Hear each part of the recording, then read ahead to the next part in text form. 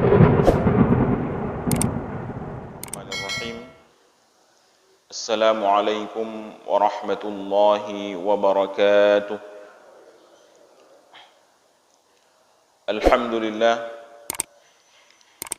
Alhamdulillahi rabbil alamin. Wassalatu wassalamu ala sayyidil mursalin wa ala alihi wa sahbihi ajma'in, amma ba'd. Allahumma 'allimna ma yanfa'una wanfa'na bima 'allamtana warzuqna 'uluman tanfa'una fid dini wad dunya wal akhirah.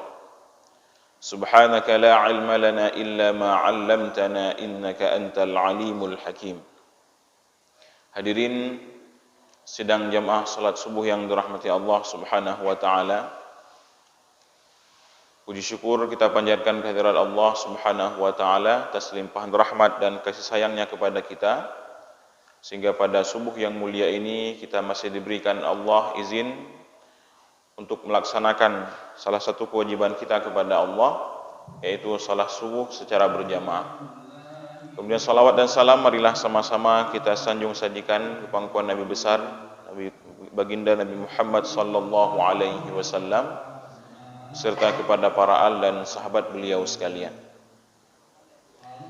Hadirin yang dirahmati Allah, sebelum kita masuk ke dalam materi kita, yaitu materi tajwid, lanjutan daripada pengajian kita pada pertemuan sebelumnya, maka ada beberapa hal yang perlu kita perhatikan sebenarnya dalam membaca Al-Quran. Dan di antara hal yang paling penting itu adalah kita juga harus mengetahui di mana seharusnya kita boleh berhenti dan di mana tidak boleh kita berhenti. Artinya dalam membaca Al-Quran itu hal juga yang paling penting yang harus kita perhatikan adalah tentang cara kita berwaqaf ataupun berhenti, dan cara kita kembali memulai bacaan. Itu disebut dengan al-waqfu wal ibtida' dalam ilmu tajwid. Maka misalnya ya, dalam beberapa tempat di ayat Al-Quran itu, kalau salah kita waqaf, kalau salah tempat kita waqaf, maka itu akan memberikan makna yang tidak sesuai dengan apa yang diinginkan oleh Allah yang disebutkan dalam ayat tersebut. Misalnya dalam surah Al-Ma'un itu yang sering kita baca. Al-Ma'un surah Ar-Ra'aita. Waktu ini baca Ar-Ra'aita, Ar-Ra'aita alladhi yukadzibu bid-din, fadzalika alladhi yad'ul yatim wa la yahuddu 'ala ta'amil miskin. Kemudian terus ayat fawailul lil musallin. Ya, terus ayat fawailul lil musallin. Kiban tak artikan fawailul lil musallin? Menyo tak artikan, kalau kita baca artinya dalam Al-Quran, maka makna daripada fawailul lil musallin itu adalah maka celakalah bagi orang-orang yang salat. Fawailul lil musallin. Man kadang-kadang naimum lagi nyo. Kadang-kadang tiga enggak tes makmum ataupun ya coba-coba. Baca tu Bismillahirrahmanirrahim. Ara'aita alladhi yukadzibu bid-din. Baca laju. Terus bak fawailul lil musallin gepiu. Fawailul lil musallin. Allahu akbar. Yang kiban hukum Yang kagum MN. Menyulegenyan model nyan ken penanji pasti nyan untuk tujuan main-main ya. Fawailul lil musallin. Yang sama lagi orang waqaf ba ayat la taqrabus salah. Allahu akbar ataupun sadaqallah gitu. Tanya dah baca Al-Quran, la taqrabus salah. Jangankan melakukan salat, dekat saja dengan salat tidak boleh. La taqrabus salah. Baik toto dengan sembahyang. Sadaqallahul azim. Padahal nak sambung ngaji. La taqrabus salata wa antum sukara. Bekto dengan sembahyang apabila gata dalam keadaan mabuk. Menancit dalam ayat yang kita bacakan tadi, fawailul lil musallin. Maka celakalah bagi orang-orang yang salat. Sebenarnya ada lanjutannya, ya kan? Ada lanjutannya. Alladzina hum an salatihim sahun, yaitu mereka-mereka orang yang lalai ya dari salatnya. Hana gepegah oleh Allah lalai dalam salat, tetapi lalai dari salat artinya menunda-nunda salat. Tapi kalau Allah sebutkan alladzina hum fi salatihim sahun, orang-orang yang dalam salatnya itu lalai, maka sang mandum bertanya kenang. Kiban bukan orang yang lalai dalam salat, artinya orang yang tidak khusyuk. Man tanya kadang-kadang tiga bamban tahu dari tempat kerja ataupun bamban kadang-kadang mengkarap bak sembayang. Ketika dalam sembayang, pasti kadang-kadang ada muncul sesuatu yang membuat kita tidak khusyuk, maka Allah tidak menghukum kita atas karena itu, tetapi Allah maksud dalam ayat ini adalah orang-orang yang menunda-nunda salatnya. Artinya orang-orang yang lalai dari salatnya, bukan dalam salatnya. Ya, maka sebenarnya dalam membaca ayat-ayat seperti ini itu ada caranya. Ya, ada caranya. Gimana caranya? Supaya makna yang kita baca itu sempurna. Yang harus kita tahu sebenarnya sebelumnya adalah bahwa dalam membaca Al-Quran itu ada satu kaidah yang menyebutkan bahwa waqaf di setiap akhir ayat itu hukumnya sunnah. Ya, kalau kita jumpa ayat kemudian sesudahnya penaji ujungnya na abih ayat kemudian masuk kepada ayat sesudahnya, itu pada dasarnya hukumnya adalah sunnah. Artinya kenapa sunnah? Karena Rasulullah sallallahu alaihi wasallam setiap sampai pada akhir ayat dan awal ayat yang selanjutnya beliau selalu berhenti. Ya, akan tetapi juga selain daripada itu ada kaidah lain, artinya ada ketentuan lain yang harus kita perhatikan bahwa tidak boleh wakaf di tempat yang belum sempurna maknanya. Ya, tidak boleh kita wakaf, kita berhenti di tempat-tempat di ayat-ayat yang belum sempurna maknanya. Maka ada dua hal yang harus kita perhatikan. Yang pertama, sunnah berhenti di akhir ayat. Yang kedua, tidak boleh berhenti di tempat yang belum sempurna maknanya. Maka dalam hal ini para ulama kita mengajarkan kepada kita bahwa untuk menggabungkan kedua ketentuan ini. Bagaimana cara kita gabungkan? Misalnya dalam ayat ini. Dalam ayat ini adalah lebih baiknya kita yang pertama kita baca dulu, kita berhenti dulu. Fawailul lil musallin. Piuh tiga ile. Tapi lidah piuh baik dah cok cuma langsung liku. Balik liku tiga tu. Fawailul lil musallin alladhina hum an salatihim sahun. Yang laginya. Jadi yang pertama fawailul lil musallin, maka celakalah bagi orang-orang yang salat. Kita ulang kembali. Maka celakalah bagi orang-orang yang salat yang dalam salat mereka itu yang dari salat mereka itu lalai. Artinya kita menggabungkan keduanya. Yang pertama tadi sunnah kita wakaf, jangan hilang sunnah itu. Dan yang kedua, ketentuan yang kedua bahwa tidak boleh wakaf di tempat yang belum sempurna makna ayat. Makanya dalam kita berhenti di beberapa ayat itu harus kita perhatikan, ya, harus kita perhatikan. Ada beberapa tempat dalam Al-Quran itu yang seperti itu.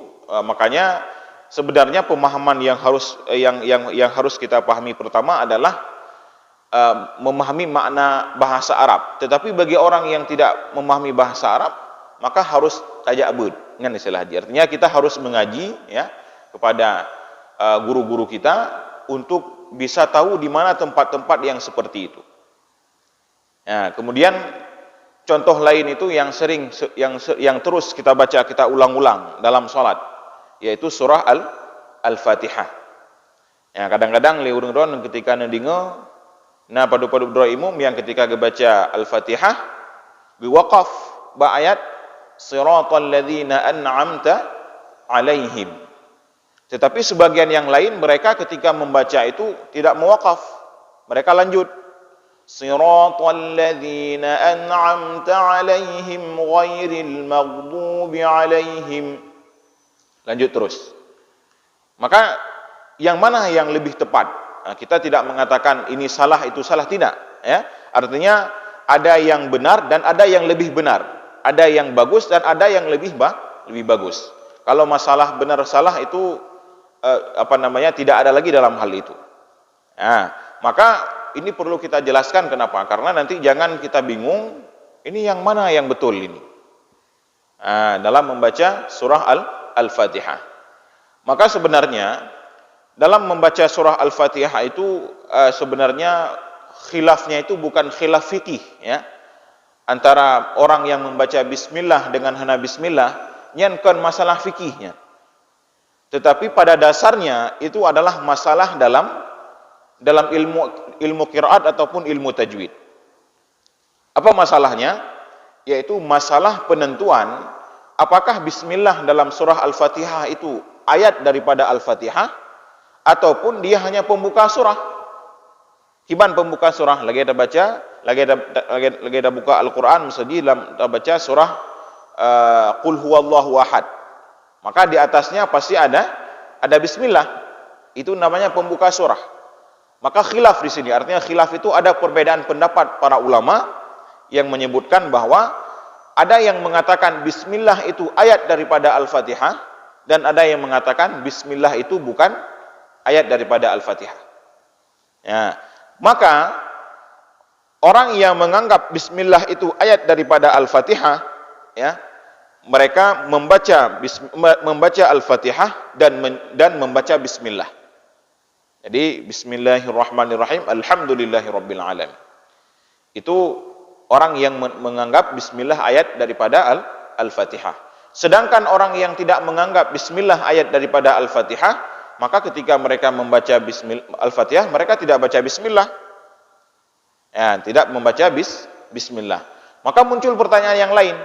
Kalau seperti itu, maka berapa ayat Al-Fatihah? Ya, paduboh ayat Al-Fatihah. Ya, yang disepakati oleh para ulama adalah bahwa ayat surat Al-Fatihah itu terdiri daripada 7 ayat. Nya hana bantah. Artinya hana beda. Pakan hana beda karena na ayat langsungnya. Allah langsung gepegah bahwasanya Al-Fatihah itu 7 ayatnya hana beda. Allah berfirman, "Walaqad atainaka sab'am minal masani." Dan sungguh wahai Muhammad telah aku berikan kepada kamu 7 ayat yang dibaca berulang-ulang. Para ulama menafsirkannya itu dimaknakan dengan surah Al-Fatihah. Maka kita pegang dulu bahwa para ulama sepakat menyebutkan bahwa 7 ayat surah Al-Fatihah itu memang tidak ada perbedaan. Maka sekarang pertanyaannya adalah kembali lagi bertanya. Pertanyaannya apa? Yang mana yang 7 itu? Ya, yang mana yang 7? Bagi orang yang membaca bismillah mereka aman. Artinya bismillahirrahmanirrahim itu ayat pertama surah Al-Fatihah dan seterusnya sampai dengan waladhdallin.